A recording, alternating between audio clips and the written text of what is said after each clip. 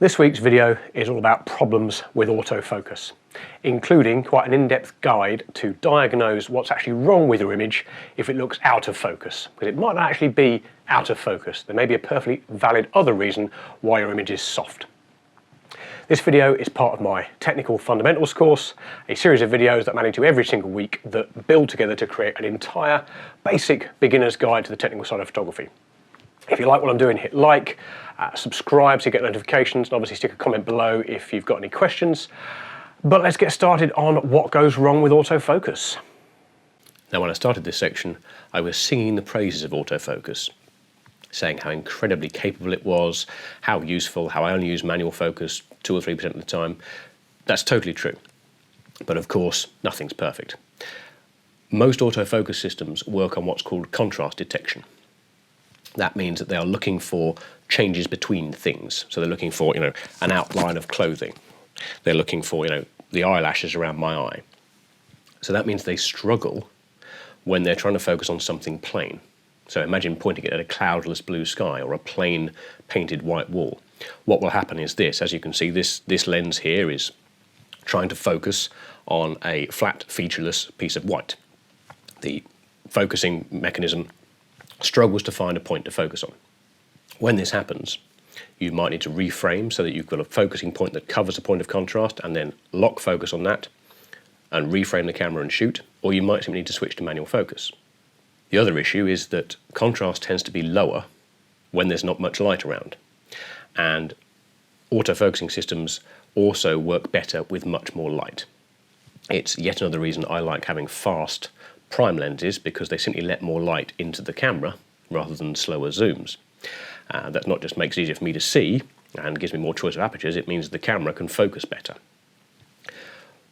The best way around this, of course, is try not to shoot in low light situations, but lots of cameras and some flash guns have what's called an AF assist system on them, which basically is like a torch. It shines out from the front of the camera, or in the case of flash guns, it projects a pattern onto things that then allows the autofocus system to see what it's doing better or pick up contrast better. If what you're focusing on doesn't fall within any of the focus points within your viewfinder, then you've got a couple of options. You can obviously manually override if you want, or turn autofocus off so that you're choosing exactly to where to focus manually, or you can use focus lock of some sort. So you stay in autofocus mode and you pick a focus point that's very near what you're trying to focus on, you reframe the camera, you focus on that point, there you go, you've got that nice and locked, and then depending on how your camera is set, you either hit autofocus lock, or you keep your finger down on the focusing, and then you recompose the original shot and take the picture. Now, I'm being vague about the specifics of that because it will vary from camera to camera. AF lock is different on different systems, but there will be, or should be, a way on your camera that you can recompose a shot, focus on that area, and then take it back to where it was in the first place and take the shot, and the camera will have focused on the point you recomposed on. But, as is so often the case, go and check your camera manual. So we know that getting the image sharp is pretty important. If your image isn't sharp, there can be lots of reasons. If the whole image is out of focus, there are likely 2 reasons for this. The first thing is that you're simply not in focus. Either you've left the camera on manual focus, so it's focusing 2 inches away and the subject you want is 10 feet away, or the focus point is selecting the wrong part of the image, not the part you want to focus on, in which case you simply need to either recompose or manually focus or choose the correct focus point for the bit you want to focus on. The other reason that the entire image can be out of focus is that it's actually not out of focus. You've got what's called camera shake. Now, if you remember, we talked about this briefly in the exposure section. Camera shake is when you've got a slow-ish shutter speed and any movements you make to the camera, whether you're actually waving it up and down or you're traveling on a moving vehicle or you're simply hitting the shutter quite hard, manifest as vibrations that then cause the image to be blurred and what looks like out of focus, but it's probably perfectly in focus. It's just that if you're trying to record someone on an image sensor and that image sensor is moving when you do it, you're going to get a blurred image. Now, the ways to avoid camera shake are firstly to select a faster shutter speed if you're able to, if you've got enough of an aperture and ISO combination to get away with it. Secondly, put your camera on some sort of support, either a tripod or even just wedging it onto a tabletop like this will do a great deal to stop camera shake.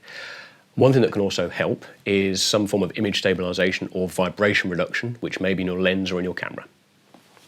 Now, image stabilization or vibration reduction, it goes by different names and different camera manufacturers.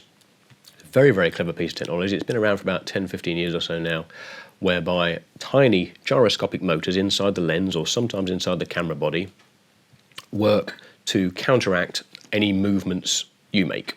So if you're shaking, it is shaking against you to keep the lens, the camera and the sensor nice and stable.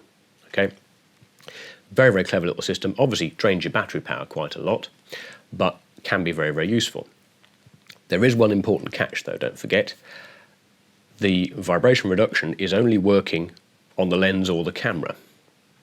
Okay, so whilst it might in some cases give you anything up to 3 more stops in terms of what you can hand hold, you might be able to hand hold at a much slower shutter speed than you would normally, say as low as 1/15 of a second or something.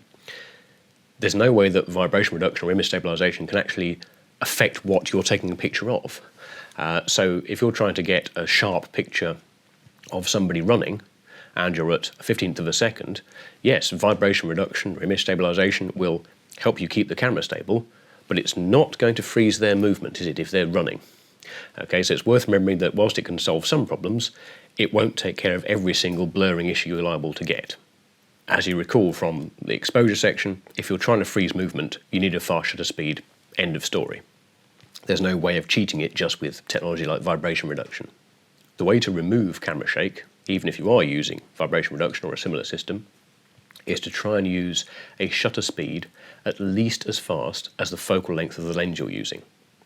So if you're using a 50mm lens, you want really to be at 1/60th of a second, or ideally even faster.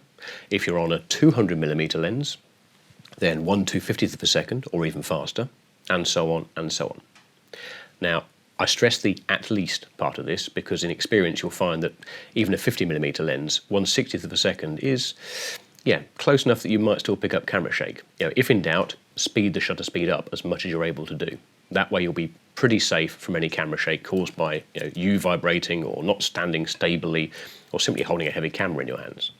Going back to our image being out of focus, if it's not all out of focus, but instead you haven't got the right part in focus, again, there's probably a couple of reasons for this.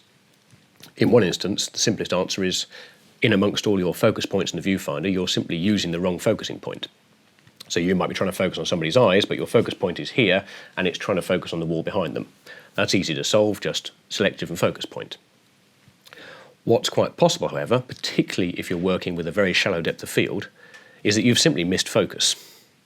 Now, I don't mean to sound patronising because I do it all the time, but if you're trying to get an image where you've got a lovely shallow depth of field and you've just got somebody's eyes in focus and everything else drops off out of focus behind them, predictably, that means you've got a very, very small margin of error.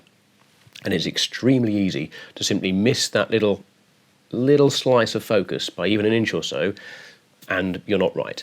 The only way to solve this is either to give yourself more depth of field, which is okay, but of course that's not actually the image you're after. The only real answer is simply to practice and practice and practice and be very careful when shooting. Get really familiar with your equipment. Understand how to select the best focus point and minimize the amount of shake, minimize the amount of movement, because obviously if you focus on a subject and you're using a shallow depth of field to make it worse, if you focus on a subject and you are this far apart and then before you actually take the image, either they move or you move, you need to refocus.